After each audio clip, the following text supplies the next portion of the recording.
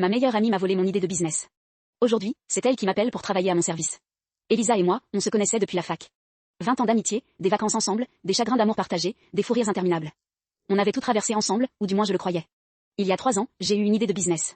Une plateforme de mise en relation entre artisans locaux et particuliers, avec un système de vérification des avis beaucoup plus fiable que ceux qui existaient sur le marché. Une idée que j'avais mûrie pendant des mois, sur laquelle j'avais passé des nuits entières à travailler un business plan, à dessiner des maquettes, à étudier la concurrence. J'en ai parlé à Elisa. Comme on parle de tout à sa meilleure amie. Je lui ai montré mon business plan, mes projections financières, mes premières maquettes. Elle était enthousiaste, elle me disait que c'était génial, que j'allais réussir, qu'elle était fière de moi. 6 mois plus tard, je découvre sur LinkedIn qu'Elisa a lancé une start-up. Une plateforme de mise en relation entre artisans et particuliers, avec un système de vérification des avis. Le nom était différent, le design était différent, mais le concept était exactement le mien. Jusque dans les détails les plus précis de mon business plan. Elle avait levé des fonds. 150 000 € auprès de business angels qu'elle connaissait par son mari qui travaille dans la finance. Elle avait recruté une équipe, loué des bureaux, signé des partenariats. Elle avait tout exécuté, avec mon idée dans la poche.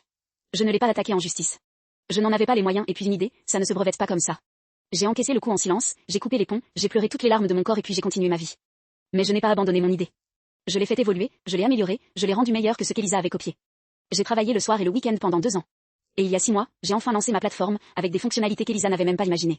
Le mois dernier, ma plateforme a dépassé la sienne en nombre d'utilisateurs. J'ai levé des fonds à mon tour. Et la semaine dernière, devinez qui m'a envoyé un message sur LinkedIn. Elisa.